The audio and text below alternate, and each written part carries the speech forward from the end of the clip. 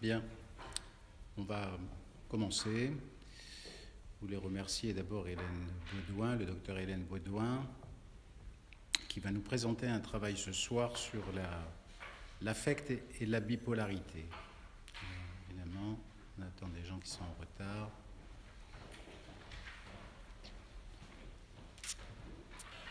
Avant d'aborder cette question, enfin, je vais laisser d'ailleurs Hélène aborder entièrement la question de la bipolarité et de l'affect.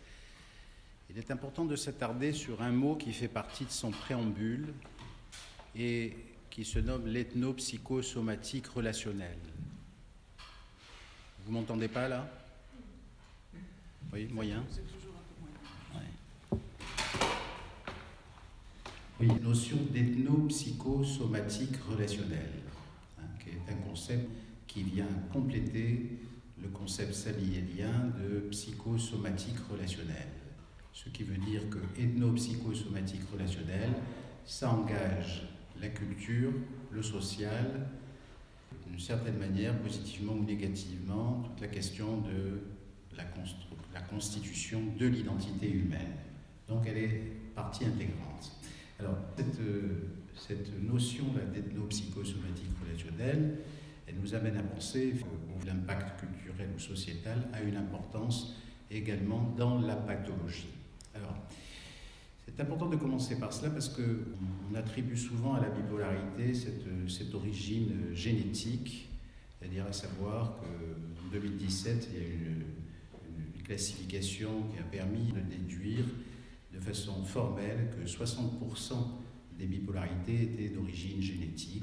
Ça va placer ce type de pathologie vis-à-vis des praticiens ou vis-à-vis de ceux qui prennent en charge ce genre de patients. Ça va ôter du moins toute une sorte de relativité par rapport au sujet lui-même, au sujet patient. Et l'idée de la pathologie était d'emblée entérinée par la dimension génétique. Alors, l'épigénétique, et je pense que c'est la découverte de ce troisième millénaire, en fait, cette épigénétique consiste à interroger la question du génome et à savoir si, je dirais, cette dimension darwinienne est toujours à l'heure actuelle. Alors vous allez voir que Darwin en prend un sacré coup parce qu'il va falloir repenser les choses, notamment par rapport à la question du génome, par rapport à la question de l'évolutionnisme, etc., etc. Alors jusque-là, on pensait qu'il y avait l'inné et l'acquis. Et les découvertes de l'épigénétique, qui existent aujourd'hui et qui sont assez récentes, sont formelles sur la notion d'une existence d'un acquis génétique, et non pas de quelque chose qui resterait propre à la dimension innée. Il existe un programme génétique qui concerne 30 000 gènes chez l'individu, mais il existe également, c'est ça la découverte, un métaprogramme qu'on nomme un métagénome qui inhibe ou renforce, qui stimule ou annule le génome dans son expression. Il faut s'imaginer ça à l'image d'un interrupteur qui peut allumer ou éteindre, qui ferait à la fois variateur, qui peut intensifier ou ralentir ou inhiber. Donc des milliers d'ampoules qui sont associées à des milliers d'interrupteurs et qui vont, ceux-ci, être très dépendants de notre comportement et de notre mode de vie familial, social, affectif, comme tout ce qui concerne la question de l'hygiène corporelle, etc., etc. Donc, ces notions d'interrupteur ou de variateur vont modifier tout au long de la vie l'expression d'un gène par l'intermédiaire de certaines enzymes qui vont, eux, interférer avec des ARN messagers. Alors, ça ne suffit pas, on peut aller plus loin et considérer aussi que la découverte consiste à penser qu'on a aussi ce qu'on appelle un microbiote. Alors le microbiote, il est fait de 100 000 milliards de microbes qui, à eux seuls, représentent 10 millions de gènes. Et le métagénome, il va porter sur nos 30 000 gènes et sur ces 10 millions aussi de gènes propres, je dirais, à ce microbiote. Ainsi, ce microbiote, avec lequel on va cohabiter, va soit se passer dans l'harmonie et l'équilibre, soit négativement dans une sorte de disharmonie, de déséquilibre. Alors c'est fait de mauvaise hygiène de vie, mais ça peut être aussi l'utilisation d'un certain nombre de produits médicamenteux ou de certain nombre de produits polluants et ainsi de suite. Et notamment, actuellement, on craint beaucoup avec l'utilisation abusive des antibiotiques qui modifient précisément ce microbiote et qui va avoir des interactions, je dirais, très délétères. Donc du coup, il existe des microbiotes qu'on peut considérer comme collectifs et qui vont dépendre du mode de vie social et culturel. Et au sein de cette épigénèse, il existerait, en plus, une sorte d'ARN sociétal qui est spécifique et qui influence et qui transmet aux gènes une fonction culturelle. Et cette transmission s'effectue par mimétisme à l'époque du cerveau mimétique. Donc ça aussi, c'est une découverte absolument extraordinaire. Cette propagation du même se nomme l'épimimétique et concerne les comportements collectifs qui peuvent être là aussi soit placebo-positifs, c'est-à-dire au fond c'est le chacun pour tous, c'est-à-dire c'est la possibilité de diversifier les liens et de les multiplier, comme peuvent être nocebo-négatifs et réduire, je dirais, les liens au sein de la collectivité ainsi que les transmissions. Donc ça c'est très important parce que ça propose de penser, comme on l'avait déjà entrevu l'an dernier avec Kuhlmann, quand il nous avait parlé de la neuroimmunobiologie, et cette génétique qui est donc tributaire du relationnel. Alors c'était simplement cette introduction que je voulais faire pour considérer la pathologie psychotique également relationnelle, ce qui est absolument parfois quelque chose qui pourrait faire mal aux oreilles de certains psychiatres. Mais c'est méconnaître toute la dimension relationnelle à propos de la bipolarité, et c'est donc tenter de ne jamais chercher à l'évacuer, tant dans son approche, je dirais, clinique, que dans son approche théorique. Je vais laisser donc Hélène nous parler de la bipolarité et de l'affect, mais voilà, c'était un petit peu une mise au point pour considérer cette notion d'ethnopsychosomatique relationnelle. Si tu veux, je te donne le micro. Merci à toi. Merci Daniel. Bon, écoutez, je vais vous faire une présentation comme d'habitude assez clinique. Alors, j'espère que ça ne sera pas trop rendu, pas trop monotone. Mais voilà, pour soulever des questions moi, qui me paraissent très très importantes. Alors, en introduction, je vais poser cette question de qu'est-ce que la bipolarité, avant d'aborder le titre même de mon sujet. Donc, pour arriver à la question de la bipolarité, il faut passer par un survol de la question de la nosographie. Classer les maladies, c'est un travail indispensable pour pouvoir affiner les démarches thérapeutiques. Mais cependant, il faut être conscient que toute classification fait appel à des critères qui reposent sur une vision particulière et momentanée de la réalité, et qu'elle est donc susceptible d'être critiquée, transformée, voire abandonnée. Ça reprend un peu ce que tu dis, c'est qu'une chose évolue, Darwin, et puis d'autres, et puis en psychiatrie, c'est pareil.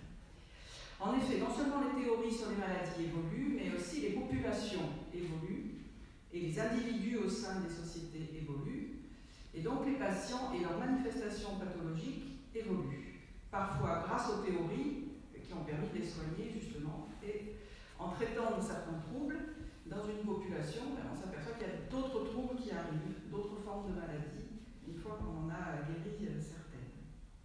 Donc ça impose de revisiter les classifications, et cela pourrait aussi amener une réflexion plus précise sur la question de fond des maladies, à côté de la question de leur forme, et s'interroger aussi pourquoi toujours des maladies nouvelles, et nouvelles en quoi. Donc la classification des maladies est un travail permanent et il est nécessaire de ne pas croire définitivement à une nosographie. En médecine somatique, la conception des maladies nous a fait passer par des registres magiques, surnaturels, les fluides corporels, l'anatomie ensuite qui a été quand même posée, puis ensuite on est passé au niveau des cellules, au niveau intracellulaire, moléculaire, et maintenant génétique, et puis peut-être ça continue, épigénétique. Donc il y a des tas de strates différentes qui réorganisent à chaque fois la vision même que l'on peut avoir du corps. Et une vraie démarche scientifique doit donc inclure la critique et l'évolution des idées, l'histoire des idées.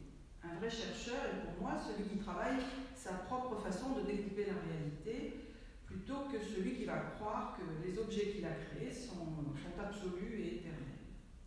Alors en psychiatrie, cette labilité des points de vue est peut-être encore plus grande, car le domaine des idées est encore plus difficile à fixer que celui qui se penche sur le corps ou la matière. La nosographie psychiatrique française qui nous intéresse a subi de très nombreuses modifications depuis ses débuts, vers le milieu du XIXe siècle, et également selon les pays. Alors je ne vais pas retracer tout ce parcours, mais simplement donner l'idée d'un mouvement qui s'est constitué progressivement. Donc là, il y a tout un temps où la folie ne faisait pas partie du champ de la médecine, et puis les aliénés ont petit à petit été identifiés et, dans la masse des laissés pour compte de la société. On a parmi eux identifié ce qu'on a appelé des psychoses, on les a décrits, on a essayé des traitements, isolement, les douches, les contentions, les premiers calmants rudimentaires. Et puis le travail de la psychanalyse est arrivé, donc ça a ajouté le registre des névroses, des perversions, créant d'autres catégories de pathologies. Elle a surtout amené la notion de l'inconscient et du traitement par la parole. Alors après la Deuxième Guerre mondiale, l'évolution de la société a continué, on a créé la sécurité sociale, donc la médecine a continué à évoluer, elle a pris en charge toute la population, elle a fait des progrès du coup, et il y a des nouvelles maladies qui ont été découvertes grâce à une observation plus précoce et plus fine des manifestations symptomatiques. Le champ de la psychiatrie a continué de s'ouvrir en se séparant de celui de la neurologie vers les années 70, et il s'est progressivement intéressé aux troubles du comportement, aux conduites addictives, aux dépressions, aux conduites suicidaires, aux difficultés scolaires. Et les psychiatres ont sans doute vu se raréfier des tableaux cliniques plus typiques, comme autrefois, au profit de pathologies associant des symptômes qu'on ne croyait pas jusque-là susceptibles de s'associer. Moi, je me souviens bien, dans mes premières années dans les services, on se demandait est-ce que la psychose hystérique, est-ce que ça peut exister, donc ça paraissait contradictoire, et pourtant on avait des patients qui avaient des symptômes qui pouvaient être rattachés à ces deux catégories. Donc les lignes de séparation entre les maladies, on voit qu'elles sont fragiles. Et donc il y a eu en France la création petit à petit d'une nouvelle catégorie à côté des psychoses et des névroses, qui étaient les états limites. On s'est dit on va appeler états limites toutes ces pathologies qui ne rentrent ni carrément dans les psychoses, ni vraiment dans les névroses, avec des tableaux dits atypiques.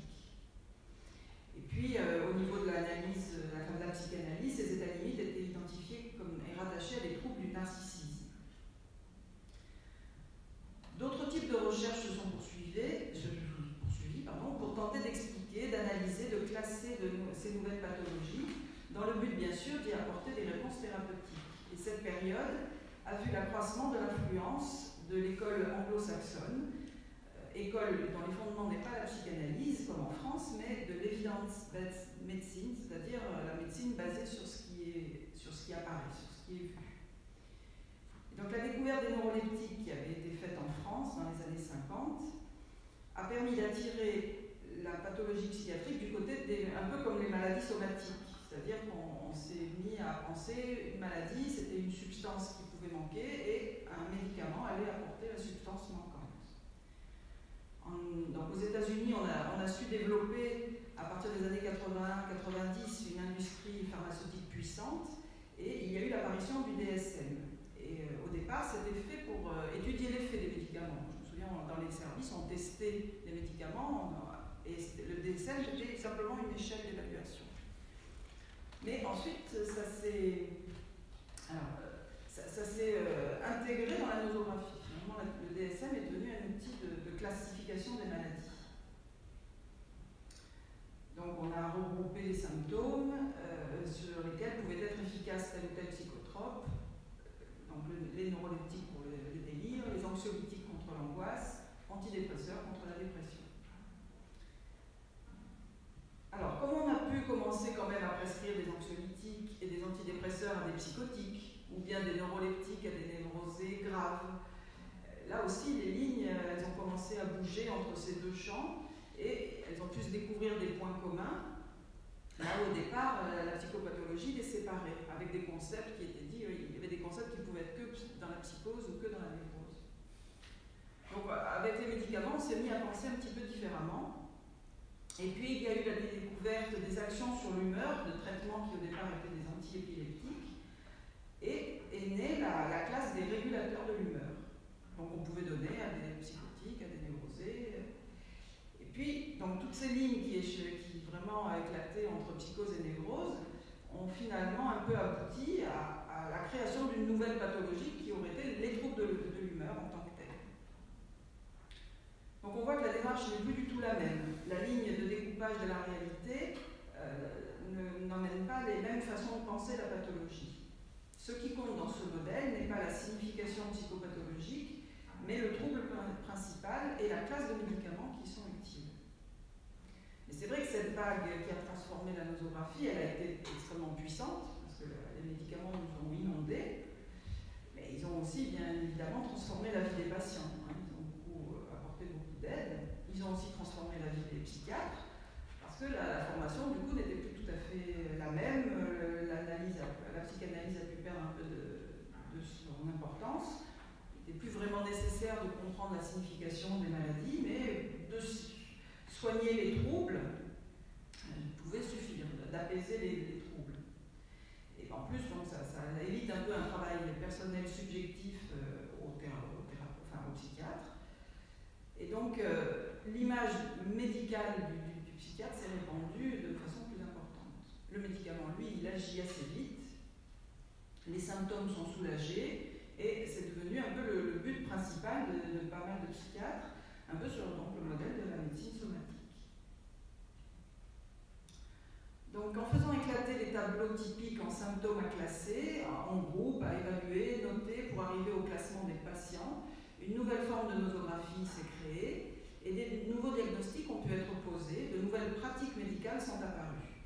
Le médicament n'a plus servi seulement à traiter le patient, il a servi au psychiatre pour classer les maladies. Cependant, malgré l'aspect pragmatique et séduisant de ce modèle de pensée, il faut aussi reconnaître qu'elle a le même inconvénient qu'en médecine somatique, où tout un plan de l'être humain n'est pas pris en compte. Nous pourrions dire que c'est une approche qui pousse à rester à un niveau superficiel, on redonne la pathologie, en tout cas apparent. Donc il faut voir les limites, parce que quand même 30 ans après, 30 à 40 ans après, on peut dire que ce n'est pas uniquement positif parce que il s'est développé une espèce d'addiction aux médicaments. Et parfois, moi, dans mon rôle de psychiatre, je me sens... on me fait la demande de délivrer les ordonnances, de ne pas forcément réfléchir, il faut du sommeil, il faut des hypnotiques, il faut des anxiolytiques. Donc des fois, je me dis, mais on devient des pourvoyeurs de substances, on peut faire des ordonnances. Donc du coup, on recrée une forme d'addiction. Il y a des tas de psychotropes qui sont à portée de nos cerveaux. Et donc, après 70 ans après la découverte des psychotropes, je pense qu'il y a presque un problème sanitaire qui se met en route, parce qu'il y a une consommation de tranquillisants hypnotiques qui devient un problème de santé publique. Donc, les avancées de la neuropharmacologie, on peut croire dissoudre des questions psychopathologiques, mais nous ramènent malgré tout au point précédent, celui des addictions et des troubles dits narcissiques ayant vu leur explosion avec la société de consommation. Il semblerait que la question de l'impasse ne puisse pas être si aisément contournée. Alors, plus particulièrement pour la bipolarité, c'est vraiment un diagnostic qui appartient à ces nouvelles catégories issues du DSM. Et dans la nosographie classique, on n'en parlait pas. Il y avait la psychose maniaco-dépressive, qui voyait alterner des phases de dépression profonde, la mélancolie, et des phases d'excitation, la manie. Alors, elle était classée dans les psychoses, et cette maladie est quand même devenue plus rare dans sa forme excessive et typique, ou bien les formes légères sont devenues plus fréquentes.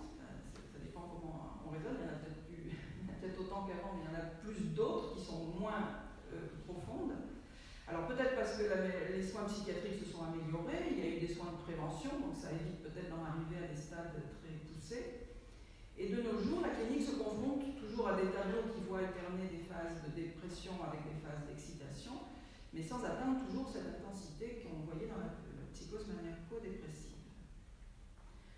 Alors, une gamme de médicaments a été découverte, les régulateurs de l'humeur, Au départ, c'était des antiépileptiques, et aujourd'hui, les nouveaux neuroleptiques se sont avérés actifs sur les cycles de l'humeur.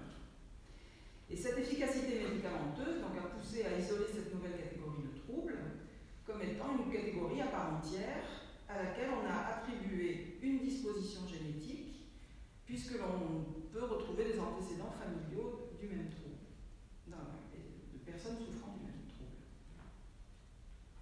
Alors, une fois le diagnostic posé, dans cette démarche du DSM, cela impose la prise médicamenteuse. C'est la seule issue. Beaucoup de patients nous disent qu'ils ont entendu ce discours qui leur a été fait. Et sur le modèle du diabète, qui ne peut se passer de l'insuline à injecter quotidiennement et à vie. Donc les patients s'entendent dire qu'ils ont ce médicament à prendre et pour toute leur vie. En quelque sorte, il s'agirait d'une maladie du corps réel uniquement à laquelle il faudrait pallier par la chimie. Alors, mais est-ce juste d'en faire une maladie à elle seule? Cette variation de l'humeur est-elle seule en jeu dans les tableaux en question et peut-on en rester là? Tout dépend finalement de ce que l'on observe.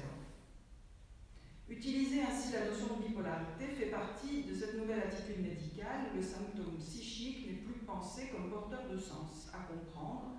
La compréhension permettrait sans doute de soulager le patient.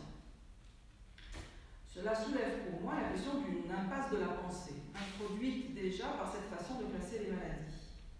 L'option de l'EBM, du DSM, est quand même d'éliminer le concept de l'inconscient, d'éliminer l'esprit, la parole, d'éliminer le corps imaginaire. Et n'y a-t-il pas une première impasse à séparer l'âme et le corps? Ici, nous en sommes persuadés, puisqu'au contraire, la théorie de Samiali a mené le concept de l'unité entre l'âme et le corps, ou entre l'imaginaire et le réel, enfin le corps réel et le corps imaginaire, et nous travaillons à approfondir ce concept, qui n'est pas seulement opérant dans les maladies somatiques, mais qui guide aussi, bien évidemment, la compréhension des maladies psychiatriques. Si l'on peut parler d'unité, c'est que l'être humain sera abordé sans séparer âme et corps. C'est la question de l'imaginaire qui permettra de comprendre le fonctionnement du sujet, et c'est le concept de l'impasse qui aidera à penser la pathologie, qu'elle soit somatique ou psychique. C'est en observant le devenir de ces patients traités uniquement par de la chimie depuis des décennies que l'on peut constater que bien des problèmes n'ont pas été résolus, ou pire, cette vision purement médicale de la psychiatrie peut en avoir conduit certains dans une persistance, une complexification, une aggravation de leur impasse de départ. Outre les addictions de nos patients psychotropes, l'épidémie de bipolarité à laquelle on insisterait, cette alternance d'état dépressif et d'état d'excitation, ne pourrait-elle pas traduire la non-résolution d'une situation qui n'aurait pas, à laquelle on n'aurait pas proposé d'autre issue que de se répéter ou de se transformer en l'opposé à chaque fois? L'impasse des patients n'aurait fait que se déplacer. C'est ce que l'on constate lorsque les traitements d'une situation ne changent pas le fonctionnement en jeu dans la pathologie. La bipolarité est pour moi une question au cœur de cette problématique actuelle des classifications, au cœur d'une impasse qui aurait deux niveaux. L'impasse du patient, bien sûr, mais se trouvant sans résolution par le fait aussi de cette impasse théorique. Tout comme chez les enfants, à mon sens, l'apparition de troubles comme l'hyperactivité ou bien les troubles de l'attention impose d'être mis en lien avec une vision de l'enfance dont on aurait chassé la dimension de l'imaginaire en ne demandant qu'adaptation et performance intellectuelle.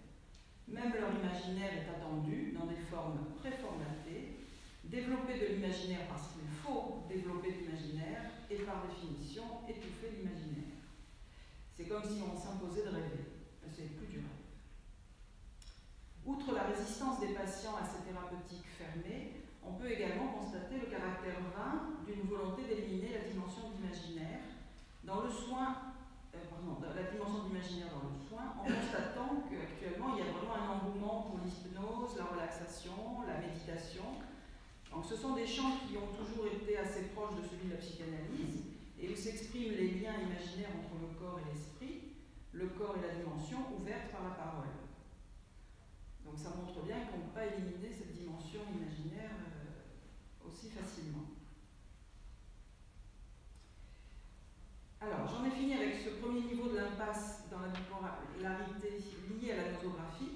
l'impasse qu'on va retrouver chez les médecins si on n'y prend pas garde. Mais mon exposé va viser plutôt à développer évidemment le deuxième niveau de l'impasse, c'est-à-dire celle du patient, au niveau clinique. Et lorsque j'ai reçu cette proposition par Daniel de travailler sur l'affect, ça m'a mené tout droit à la bipolarité et à l'impasse. Alors je vais vous dire comment.